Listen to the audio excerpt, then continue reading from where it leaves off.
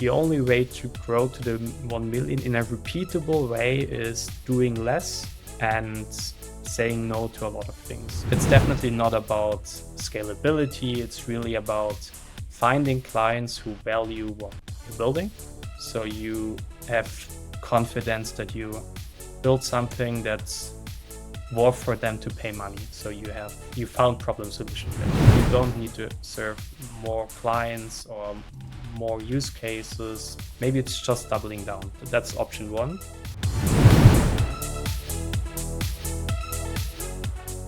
After the solo podcast from last week, where I shared our story of our failed acquisition, we're back with a guest today, a topic which is related to many listeners. My guest today is Alexander Estner. Alexander is a hands-on GTM advisor that focuses on helping SaaS founders build and execute their go-to-market foundation, going from $0 to $1 million ARR. And that is exactly what we're going to talk about today. We'll dive into his 3-step GTM playbook to grow your SaaS from 0 to 1 million ARR. Alex has been an entrepreneur himself. Right after leaving university, he joined the company as the first hire and founded a company himself before making the jump and becoming a consultant and mentor in 2021. If you do want to get his knowledge without paying him, of course, listen to this show, but he shares a lot of knowledge daily on LinkedIn, and he runs a bi-weekly email newsletter, which has over 4,500 SaaS leaders subscribed. Let's just dive right in. Welcome to the show, Alexander. Great to be here. Thanks for having me. Nice. We're gonna dive right in. To start with a super basic question, why is getting your go-to-market strategy right from day one so important for SaaS founders? Not sure if it's a basic question, but I think it's important to understand when I talk about go-to-market strategy, what is strategy and the execution part, because I think a lot of people have not a clear distinction between what's strategy and what's the execution and the tactical piece of go-to-market. When I talk about go-to-market strategy, it's the foundation, getting clarity on who's my ideal customer, what's the right positioning, how do we communicate our value proposition to the client that it's really resonating, what's your messaging. I believe that strategy is then important because execution will not work without strategy and vice versa, of course. But what I see is that a lot of founders jump directly into tactics. So they think about, okay, what's the perfect LinkedIn post, or what's the best way to run Google ads, or how do I do outreach on email or cold calling?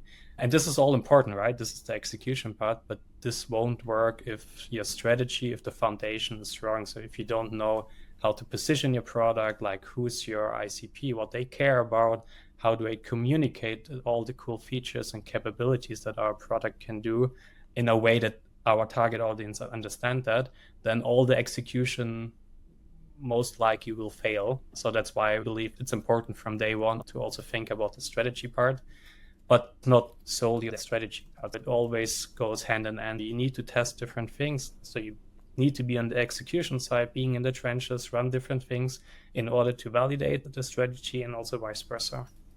If you skip that early on, you will waste your runway. You burn money, you chase the wrong customers, you do probably things that are unscalable and just burn money. So I think getting clarity on your go-to-market playbook, on your strategy part is quite important from day one. Yeah, so it's not that you create your entire go-to-market strategy from day one and then that's your strategy going forward. You need to keep iterating and making sure you do the right things.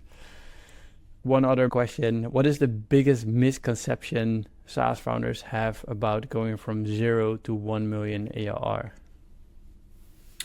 I believe there are two main misconceptions I see when I work with founders. Number one being that they believe the 0 to 1 stage is just one stage. So it's like either I'm on 0 or on 1, that's the next milestone I need to achieve. And I do believe it's multiple stages. So it's not 0 to 1, it's at least 3 stages. I think we will cover that later on. What are the 3 stages?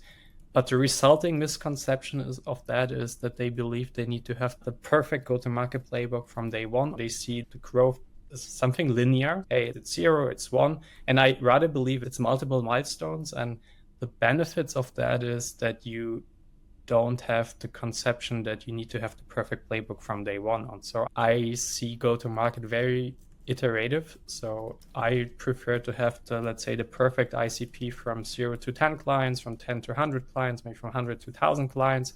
Same for pricing or for positioning and messaging. It's fine to think about, okay, what's the perfect pricing? What's the perfect messaging? What's the perfect ICP from 0 to 10 clients? What do we need to hit then to get the next 90 clients to hit 100 customers? And I think it's fine to have it iterative. Pricing 1, pricing 2, pricing version 3, and so on, and same for all the other parts of go-to-market. Yeah, that's interesting because we went through many of these things you just mentioned, like pricing. We started with a freemium model, then we dropped the freemium model, then we brought back the freemium model. We, I think, increased our pricing 3 times in the last 2.5 years. So it's keep iterating and see, I guess, what works. It's also quite stressful for a lot of founders. We all follow the big players, right? Like the Notion, Mirrors, and so Asanas of the world. And then we look at the pricing page, for instance, if you continue the pricing discussion, and we do believe, oh shit, we need to have this perfect pricing plan from day one on because that's what the market requires. That's stressful. And I think if you flip it and say, okay, maybe it's just a simple pricing, as you said, like flat pricing, 50 euros per month for the first 10 clients. It's not about optimizing margins early on, or it's more like validating problem solution fit. And yeah. For people listening, we have been going into depth regarding every topic. We mentioned pricing, positioning. We had April Dunford, Walter from Unium. Today, we're going to talk about your 3-step process, how to get from 0 to 1. And we'll definitely cover a couple of things. If people want to dive deeper, check out the other episodes. Before we dive into your framework, what is the common mistake founders make with their go-to-market strategy? Yeah. Again, I see 2 mistakes that happen a lot. Number 1 is being too broad too early. What I mean by that is serving too many clients at the same time, different ICPs, different channels and tactics they try to do. Even on the products, covering too many use cases too early on, meaning without having the relevant resources that you need to execute all those things in parallel. I believe one of the main reasons, especially if it's VC-funded companies, that they talk a lot about the big TAM, right? So the total addressable market, and they need to be the big player in order to get funded, which is true. But when you go on the execution side, really like from 0 to 1, being too broad too early it's almost never possible to execute. So that's definitely something I see happening quite a lot. And the problem of that is, or the resulting problem is that when I ask them, what is the product doing and for whom, it's really hard for them to explain it in one sentence. It takes me not hours, but at least a couple of minutes to really understand, and a couple of questions to really understand what the product does and for who the product is and why it's better than maybe the alternatives in the market. The problem of that is they are too broad too early. Yeah. And another common mistake, more on the technical side, like if I talk to technical founders, is the outsourcing go-to-market mindset. So they don't want to own go-to-market. They don't want to do sales. They want to be on the product side, on the tech side. And they have the mindset that ideally we want to hire you, Alex, or another, sales agency very early on. Please fix the go-to-market for us. We focus on the product. And I think that's not possible. I think at least one of the founders need to own go-to-market. When I say own go-to-market, it's fine to bring someone like me in and they help them to do it, but I'm not doing it for them. So they need to validate all the things that are important in the early stage. Build it and they will come is definitely not going to be true in this case. True.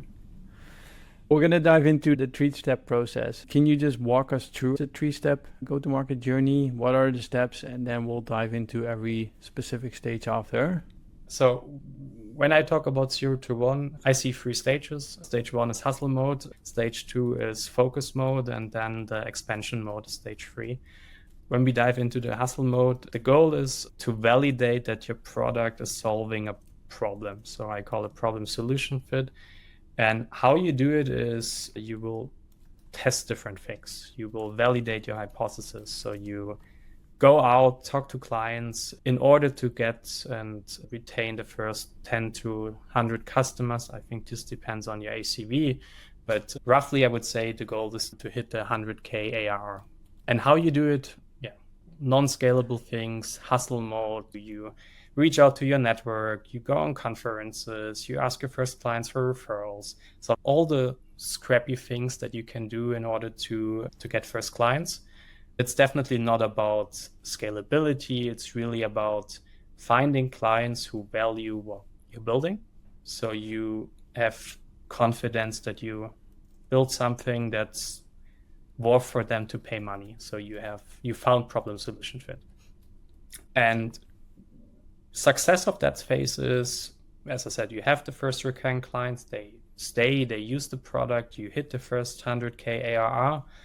If you're sales-led and you are on sales calls, yet prospects nod their head and say, yes, I understand what you're doing. So you get first signals of message market fit, right? That's nice as a founder to you pitch your product and, oh yeah, this is really solving a problem for them. That's step one.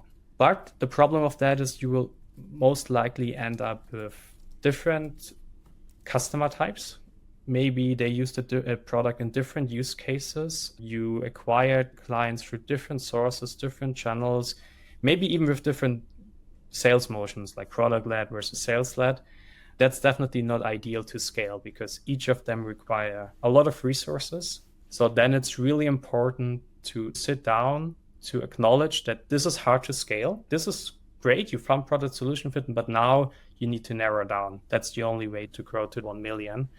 And actually, that's a problem that I see in the market, that founders ignore that and try to continue doing that. And running multiple ICPs, multiple use cases, multiple go-to-market motions at the same time, it's hard to scale. Stage 2 is then, I call it the focus mode. Your goal is to hit go-to-market fit. So you want to go beyond your initial customers. And the way how you do it is you sit down, you try to analyze your customers that you have in order to find your, I call it the best fit customers. So customers that show better product usage, that maybe have a better cultural fit. So you want to work with them. They maybe have better win rates, better higher ACVs, better retention rates. So there are different ways to identify your best fit customers, but your goal is to find them because, as I said, you need to narrow down to one use case, one ICP. And once you have that, you should adapt your go-to-market motion or strategy to that, meaning revamping your positioning for this specific best fit customer, revamping your messaging that really speaks to those clients, maybe narrowing down that your product is only for this use case. And also test, in the beginning, you tested different channels. Now it's about focusing on one or two channels that are the best channels to acquire those clients. Your goal is to get repeatability for this specific segment of the market in order to reach the 1 million. One question here. We had the hustle mode where you just did whatever you could, then we're going to go focus. Is there anything you would recommend people document in the hustle phase to make focus easier? So if you're going to do everything right, especially in hustle mode, at one point you don't know where the clients are coming from, or you're like, oh, I can't remember where I actually spoke to this person first, or how did they got in. Anything you can do to make, I guess, that transition easier? I'm a big fan of documentation, but of course it needs to be in a good balance. You can't document everything and you shouldn't spend more time on documentation than running tests. But having a basic documentation definitely makes sense. So when you test different things, that you take conclusions, that you have a summary of what worked or what didn't work, and also why didn't it work. And also, let's say, the KPI metrics side, that you set up some basic things from the beginning on. So I'm a big fan, for instance, for self-reported attribution, that you ask people on the sign-up process or during the discovery call, how did you find us? So that's a good way to analyze what channels are working. Same that you start from the beginning, having a good system for tracking churn reasons or lost reasons, why you're not winning deals. I think all those things help you to be more efficient in the focus mode. Nice. So then we found our best fit and we're going to narrow things down. So now we're going to go to the expansion, right? Exactly. I roughly see the end of the focus mode hitting product market fit and the 1 million ARR, because you found problem solution fit in stage 1, you found go-to-market fit in stage 2, and now it's about you want to grow beyond 1 million.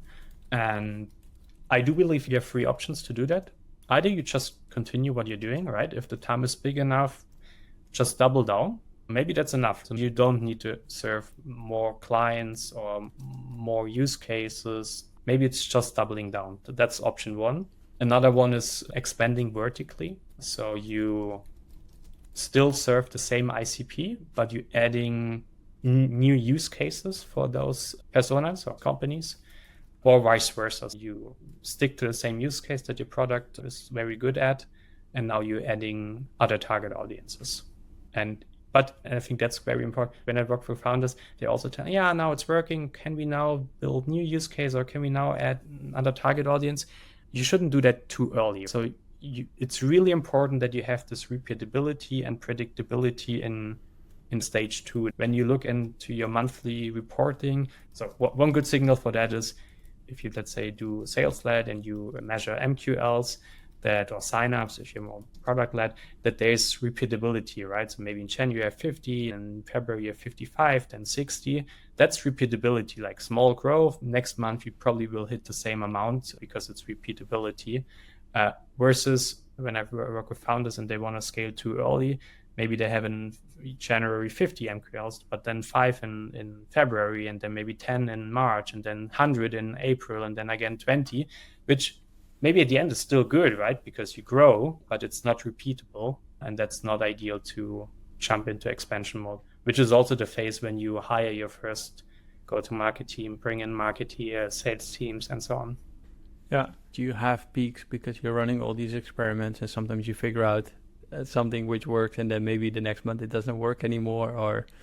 But indeed, as you mentioned, like you need repeatability to be able to actually continue from there. Nice. Let's dive deeper. This is already a framework or a process, but are there any other tools, templates, processes you would recommend for founders to execute this approach? My goal with the newsletter that I'm running is basically exactly that, sharing a lot of free templates and frameworks for 0 to 1 stage. My personal favorites are ICP and messaging framework, because that's what everyone needs. Like one document that clearly says, who is my ideal customer? How do we communicate with them? Why is our product better than direct and indirect competition? That's something I do with all founders I work with. And then we try to turn that into sales stack and homepages. To answer your question, probably there are 4 templates I do really love. Is ICP, messaging framework, sales stack template, and homepage template. Yeah. I know you run them on Miro, right? We're going to add the links in the show notes so people can find it. I took inspiration from your homepage template to create a SaaS affiliate program landing page, where I kind of took inspiration from it and I turned it into our own template. So thanks for that. Great to hear. If somebody's listening to this podcast and 0 to 1 million ARR, we now made it sound super simple. 3 steps, just do it. But if you zoom out, where do most SaaS founders struggle when trying to implement or even going for your framework in real life when they're trying to do this? Yeah. It's staying too broad for too long, meaning being too long in the hustle mode phase, especially if it's working, right? Adding new clients on a monthly base feels good. But what I see is that people stay there too long, because it's counterintuitive to say, now it's time to narrow down and saying no to a lot of things because it's working. So I'm adding new clients, channels are working. But as I said before, I think the only way to grow to the 1 million in a repeatable way is doing less and saying no to a lot of things. This sounds, in theory, I understand, like super logical. Of course, we need to focus, and that's the way to do it. But when you're in the trenches and you build your product and customers love it, it's hard to say no. I remember one of the first conversations with a founder. He said this was one of his toughest conversations because they executed well. They had clients from different use cases, different target audiences. One of the first things I told them is, if you want to grow, we need to stop serving them. We need to stop being everything for everyone. It took them 1 or 2 months until we finally took the decision to do that, because it has a big implication, right? So you need to probably revamp your website. You maybe change your pricing. You do discovery demo calls differently, because you fully focus all your attention to one specific use case in ICP. Yeah, and just to be clear, it's only for new clients. So the clients they already had will remain them. They're not gonna drop the ARR. It's just acquiring new clients, putting it into a repeatability process to focus purely on those. Exactly. Yeah. And I don't know if this one is going to be easy to answer, but let's see. So if a SaaS founder is now listening and they think, I definitely want to do things right, I guess, to move forward in my go-to-market journey, is there a thing they could do? Probably figure out first where they are in the 3-step process. What else would you recommend? You often see typical questions probably a lot. Being conscious and analyzing where we are in the journey. Is my next milestone problem solution fit? So do I want to validate my idea? Is it about go-to-market fit, the next milestone? So do I want to find repeatability in what I'm doing? Or is it more like scaling already because I found problem solution fit, I found go-to-market fit, now we need to double down? That's probably one of the things they can do immediately after listening to the episode. Sitting down, looking into your metrics, and then being conscious about what's your next milestone. Are you struggling to find a cost-effective and scalable marketing channel? Check out where it is. We help you to have other people recommend your SaaS, and you would only pay them when they deliver you paid clients, making it a very cost-effective and scalable marketing channel. Want to learn more? Go to getreadytis.com. Let's go into a fun question. You just gave an example where you help somebody to focus, right? So they switch their focus from going from everything to everyone to fully focusing. What happened after? Were they able to put things in a repeatable process? Can you get some best practices? Yeah, let's continue with what I said with the company. To give some context, they built a resource management solution. In the beginning, they were very broad. They had companies using the product, but also the public sector using the product, even like sport clubs using the product, because they had multiple use cases for that. At the end, a resource could be multiple things, could be a hall, could be co-working spaces, could be public resources. And once we identified that the public sector is the best fit customers, and we fully focused on that, we saw way better win rates. Sales cycle decreased, win rates increased. We even doubled the ACVs. We saw way better net revenue expansion. So we saw that customer success can really upsell, expand clients over time. So everything just made click, right? So in the beginning, all of them kind of worked okay-ish, but average win rates, rather low ACVs, super long sales cycles. Once we narrowed down on the public sector in that case, we revamped everything. We revamped the website, made the messaging clear, adapted our sales process, so how the sales team do discovery, demos. We revamped their CRM, like adapted the pricing. So basically everything for this specific segment. The results were quite good. All metrics went in the right direction. Plus, I think that's quite important, like more on the qualitative side, clarity. I think clarity is something that we are not talking a lot about, because metrics is one thing, but how clear is it for me as a founder or also the team to execute things? And when you do so many different things at the same time, it's hard. You're missing the clear path. And now everything becomes super clear for them, even like they revamped their vision, because from being a broad tool, now they fully focused on digitalizing the public sector in the European market. So different vision, different mission coming out of that. When you do these transitions, so you did this transition in this case, right? Who do you work with? Is it purely the founder? Are there people from different departments? Yes and no, or both. My main contact person is definitely one of the founders. Why? Because I believe the founder needs to own the go-to-market side. I can help them, enable them, but they need to be behind the decisions. Let's imagine if I would work with the marketing lead only or the sales lead, and we want to change big things, like as I mentioned before, this is not possible without the buy-in from one of the founders, because it has drastic implications on the whole business. I work very early stage here, one not be a lot of big teams, right? So it's one of the founders, it's my main contact person. Sometimes sales or marketing is joining those sessions. Gotcha. When we look at go-to-market, there's a lot of beliefs out there. What is a popular belief you've seen maybe on LinkedIn or anywhere else where you completely disagree with? I remember 2 or 3 weeks ago, I had a good discussion on LinkedIn with Björn Chef, a go-to-market advisor, on my 3-stage approach. And one of the things that in this 3-stage approach is that product market fit is the combination of problem solution fit and go-to-market fit. So basically, you need to have problem solution fit first, then go-to-market fit. If you have both, you have product market fit. I like this definition. I saw this from Anthony Pieri from Fletch, PMM. Björn said, I disagree with that. I believe product market fit comes before go-to-market fit. So I think there was a discussion if what is product market fit basically. And I understand advantage of both definitions, but for me, it made more sense to say product market fit is the combination of I found a product that solves a problem for a specific target audience, and I know how to acquire and retain them. So go-to-market fit. And there was maybe we can link it to the LinkedIn discussion, but there was a lot of discussions around what's the right definition on product market fit. Nice. I imagine that the LinkedIn post kicked off as well. I think it was not my post. I commented on someone else, but yeah, I think it was quite some good impressions. When we look at go-to-market as a whole and trends, there's a lot happening right now with AI agents. Is there something SaaS founders aren't paying enough attention to right now, or they should be paying enough attention to certain things right now?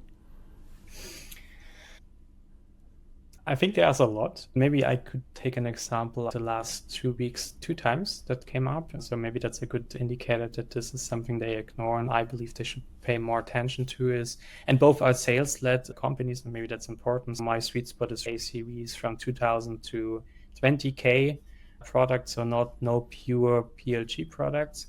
And a discussion I have quite a lot is how transparent should we be in our go-to-market? Meaning, should we publish our pricing, for instance, on the website?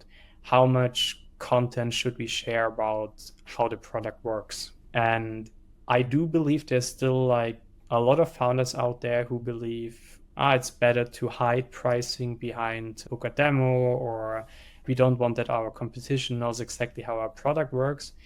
And I'm a big believer that the B2B buyer behavior is changing. So people are more self-educating. They expect more B2C-ish buying experience, so that they get a lot of content, that they already know the pricing before they jump on a call and get a demo for the product. If it's the right approach, I don't know. I think the future will show. I believe there are strong signals. This is the future of B2B SaaS, that you need to be more transparent about what you're doing. Because if you're not, your competitors are, and buyers will acknowledge that. Yeah.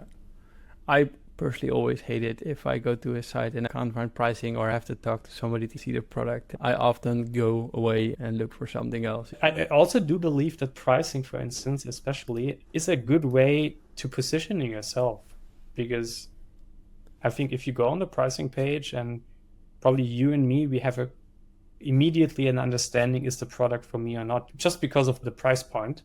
Could be the same features, like 2 products, 2 companies, same features, same use cases, completely different pricing. The result of that is positioning gets clear. I think one product is maybe then more for upmarket enterprise, the other one is more for the SMB market or prosumers. What I want to say is basically being transparent can be an advantage for your whole go-to-market strategy. Yeah, and depending on what your pricing is, determining how transparent do you want to be and what is going to be the best for your conversion rates. But you do think the more transparent, the better sometimes. And also, don't get me wrong. I mean, I'm really talking about the 2 to 20, 30K ACV range.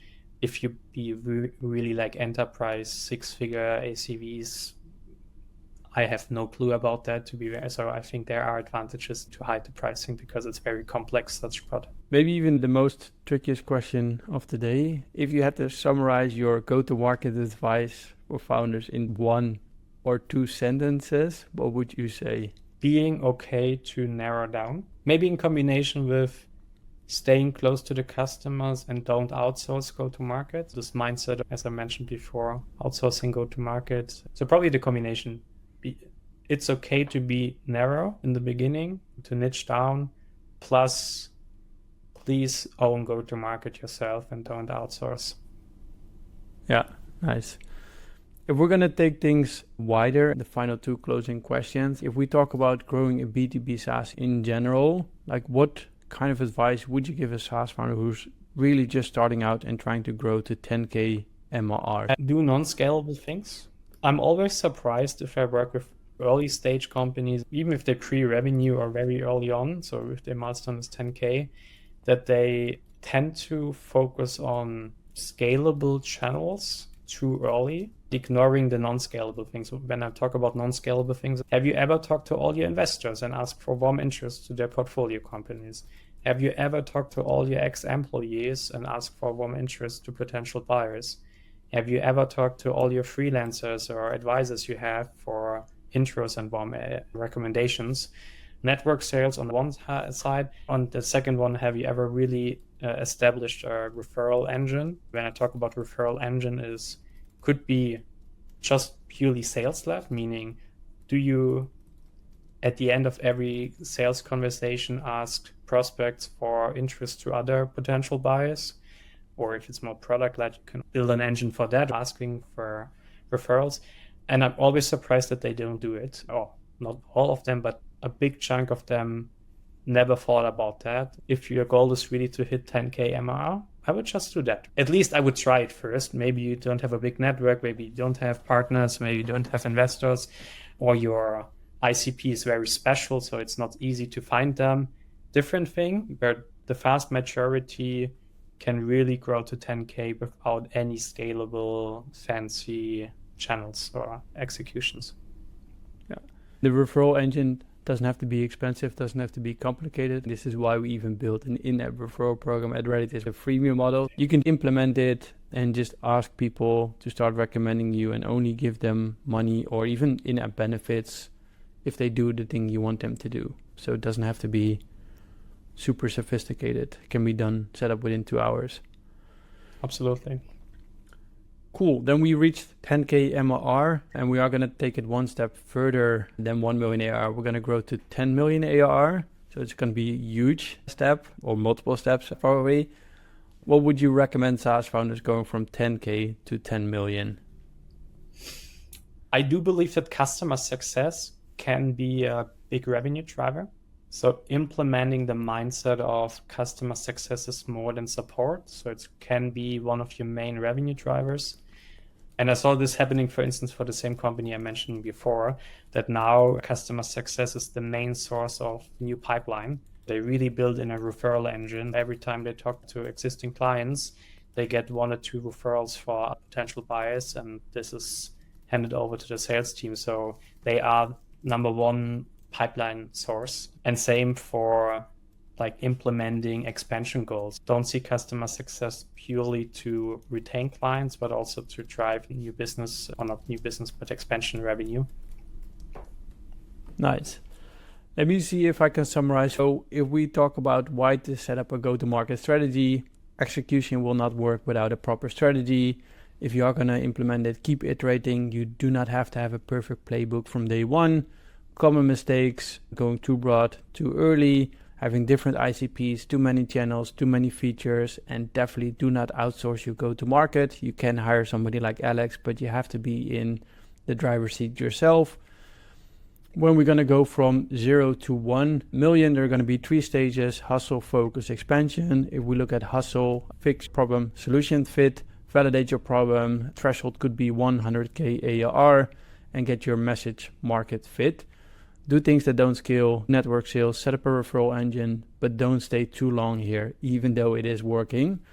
When you're going to move to focus, get go-to-market fit, analyze customers to find your best fit customers, check self-attribution, revamp positioning, messaging, and narrow down use cases to improve your acquisition channels. You will need to build repeatability here. And once you actually focus, all your metrics will increase once it really clicks with everybody. After that, go into the expansion phase, which is often 1 million plus ARR. Just double down on what works and expand vertically. One other thing, customer success can be one of your revenue drivers. Ask for referrals, implement expansion goals, so you can really make that an acquisition channel for yourself as well. or revenue channel as well. And the other thing you mentioned is we are going to link towards the ICP and messaging template, which I think is going to be helpful for every SaaS founder. Any other things we need to link towards, Alex? This was an awesome summary. Perfect pitch in 1 minute. Feel free to follow me on LinkedIn, sharing every day content about that. Follow the newsletter, MR Unlocked. And if you need help, reach out. Yeah, perfect. We're going to add a link towards your LinkedIn profile, Alexander Estner. I definitely follow you on LinkedIn. I appreciate the content which is coming by, which is sometimes a reminder. Keep focusing on the things which matter. And we're going to make sure we're linked towards the templates. For people listening on Spotify, we always put a poll to this podcast. So please answer it so I know if you actually enjoyed this podcast or not. If you did enjoy it, leave us a review so we can boost the algorithms to help more other founders, basically. Thanks again for coming on, Alex. Thanks for having me. Thank you for watching this show of the Grow Your B2B SaaS podcast. You made it till the end, so I think we can assume you liked this content. If you did, give us a thumbs up, subscribe to the channel. If you like this content, feel free to reach out if you want to sponsor the show. If you have a specific guest in mind, if you have a specific topic you want us to cover, reach out to me on LinkedIn. More than happy to take a look at it. If you want to know more about Reditus, feel free to reach out as well. But for now, have a great day and good luck growing your B2B SaaS.